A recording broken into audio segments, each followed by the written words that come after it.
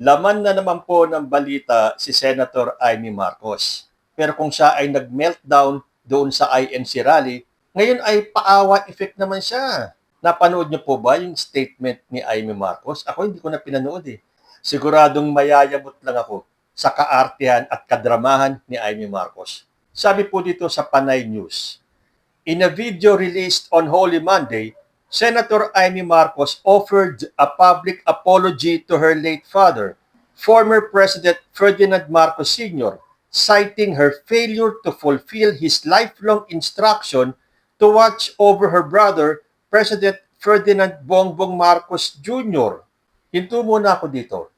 Amy Marcos, ginamit mo na naman yung tatay mo. At sigurado ako, hindi natatahimik sa Apolacay sa mga pinaggagawa mo.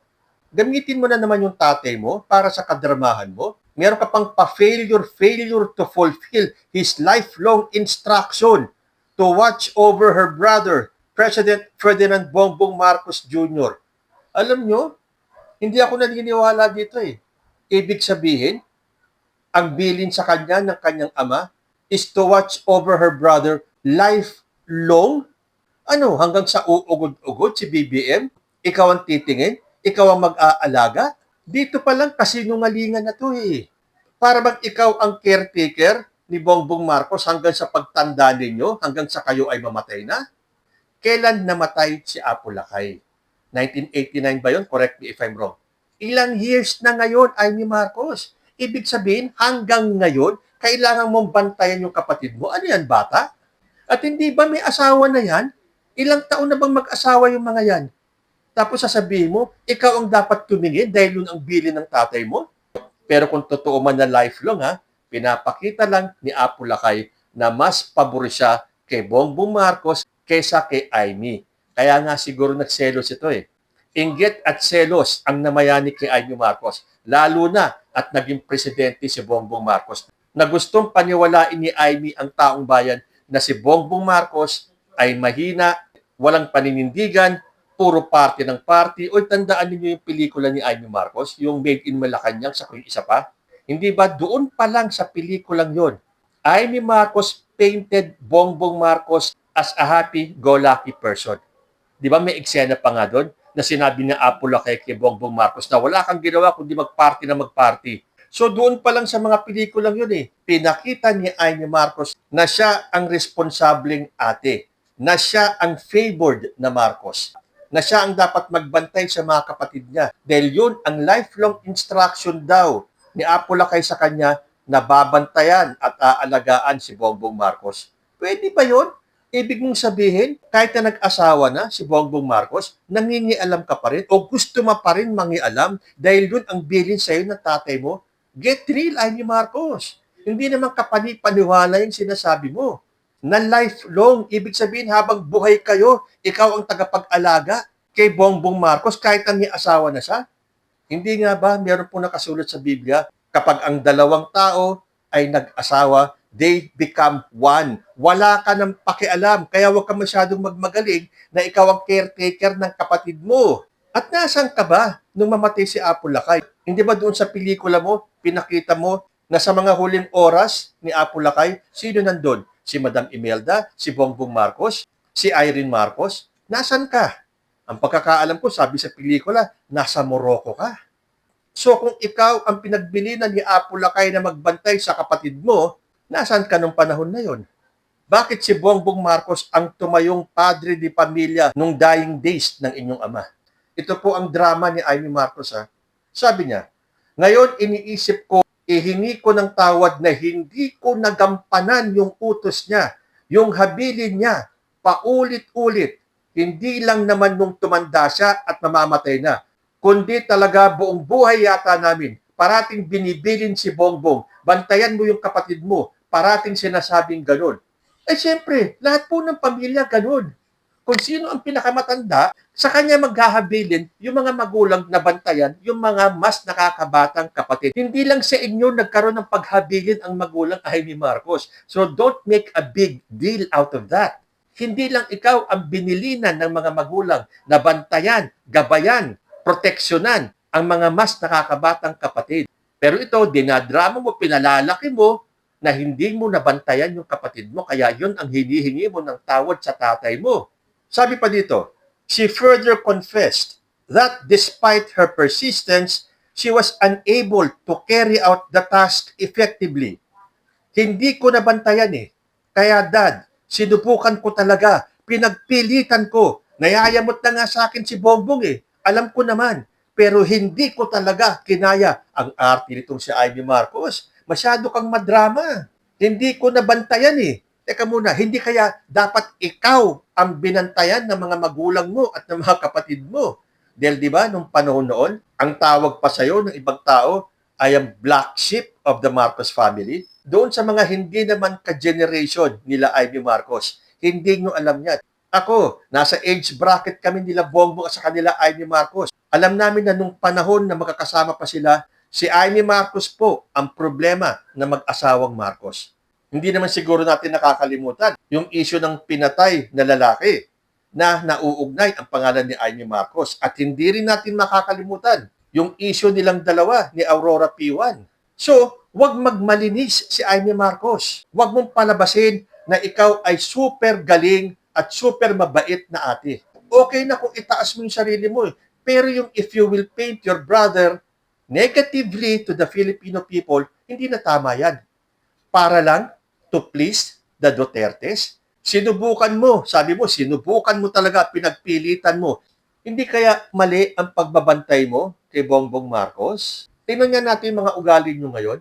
Naniwala ka sa mga Duterte kaysa sa kapatid mo? Narinig na ba natin nagbura si President Bongbong Marcos o si Lisa Marcos o yung mga anak na mag-asawang Marcos? Ikumpara mo dyan sa sinusuportahan ng pamilya. Ako nga gusto kong marinig na magpaliwanag si Amy Marcos tungkol sa kanyang iniidolong si Digong. Itong naging presidenteng palamura. Itong presidenteng bastos sa mga babae. Nakita niyo yung mga videos sa mga pictures kung paanong halikan ni Digong yung mga sumusuporta sa kanya. Yung iba nga makikita nyo na hindi gusto ng hinahalikan ni Digong. Kasi yung ibang hinahalikan ni Digong, lips to lips pa. Hindi ba pwedeng sa pisngi na lang?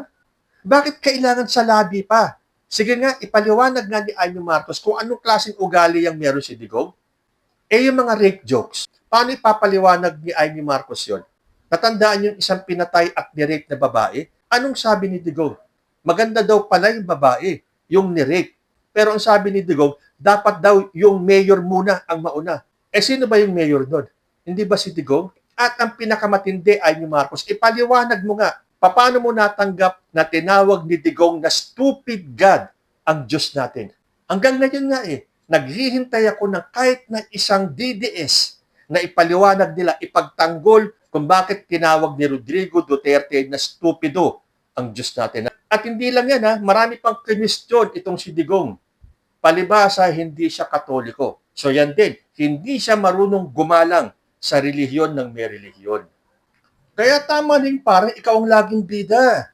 Hindi parang it is always about Amy Marcos. In fact, it was never about Amy Marcos. It has always been Bongbong Marcos. Kaya doon ka nang gagaliite. Wala sa iyo yung spotlight. Kaya ngayon, pilit mong inaagaw ang spotlight kay President Bongbong Marcos. Kahit na paulit-ulit mong gamitin ang namayapa mong ama. At si Bongbong, tigilan mo na. Gumawa ka na lang ng ibang gimmick kung gusto mo talaga sumiksik sa mga Duterte. Kung ano man ang ambisyon mo at ang habol mo sa kanila, so be it. Dahil hindi tanggap ng mga loyalista ang pagtatraidor mo. Kung ikaw nga, tinalikuran mo at tinraidor si President Bongbong Marcos, so kung nakaya mo siyang itakwil, mas kaya ka namin itakwil. Kaya ang mga naloloko mo lang, Ivy, yung mga hindi nakaabot ng kabataan mo, huwag kami dahil alam namin ang totoong pasaway sa Marcos family ay ikaw. So stop acting like you are always the main character dito sa political drama na to. Laging ikaw na lang ang tama. Pero kung tutuusin, Bongbong is better, much better than you. Hindi mo maaabot ang naabot ng kapatid mo. May pamilya na, may asawa na, may mga anak na si President Bongbong Marcos. Tigilan mo na yung panggagamit sa pamilya Marcos. Gamitin mo na lang yung mga Duterte, dedyaan ka naman na, di ba? So para sa akin, hindi po si Bongbong Marcos ang nabantayan ng mabuti. Si Amy Marcos po ang hindi nabantayan ni Apo Lakay at ni Madam Imelda. So tama na yung drama, Amy. Pero hindi pa po doon nagtatapos yung statement ni Amy Marcos, ha. Meron pa siyang pa-effect na ganito eh. Dinamay kita, referring to Sara Duterte. Pero hindi ko naman akalain magkakaganito. Senator Amy Marcos has apologized to Vice President Sara Duterte for supposedly causing her misfortune by encouraging her to run during the 2022 elections and allowing her to be subjected to brutal national politics. Marcos said she feels guilty for what happened to the Vice President, who is yet again facing another impeachment proceeding, and to her family, particularly former President Rodrigo Duterte, who was arrested and transferred to The Hague, Netherlands, for charges of crimes against humanity. Sabi pa ni Amy, hihingi rin siguro ako ng tawad dapat sa mga Duterte. Higit sa lahat sa BP natin kay Inday Sara. Pinahamak ko siya eh. Talagang naiisip ko na guilty ako. Sana nananahimik sa Davao yun. Mali ka, Amy. Si Bongbong Marcos ang pinahamak mo. Kung matagal na kayong magkaibigan nitong si Sara Duterte, dapat alam mo na ang totoong ugali ni Sara Duterte at ng pamilya Duterte. Pero hindi eh. Nabulag ka. Isa ka sa blind followers ng mga Duterte. And I personally pity your soul. Dahil para sa akin, mabigat man ang mga naging pagkakasala ni Rodrigo Duterte sa mga Pilipino, pero ang pinakabigat and unforgivable para sa akin, yung tawagin niyang estupido ang ating Diyos, na tanggap ni Amy Marcos. Alam niyo ba na si Madam Imelda ay religyosa? At pinalaki niyang malapit sa Diyos ang kanyang mga anak. Tapos ito, yung kanyang black sheep of a daughter, sasamba sa isang taong tinawag na stupido ang ating Diyos? Again, maghihintay ako ng paliwanag ni Amy Marcos kung paano niya natanggap na ang Diyos niya, ang Diyos natin, ay tawaging stupido ni Rodrigo Duterte. So, tama na yung pagiging best actress, iyo na yun. Best actress of the political scene, si Amy Marcos. Pero tama na yung panggagago. Dahil kung nauuto mo itong mga kabataan na into believing that you are the perfect ate, you never were. In fact, sa aming mga kapanahunan ninyo, you are the modern day Cain.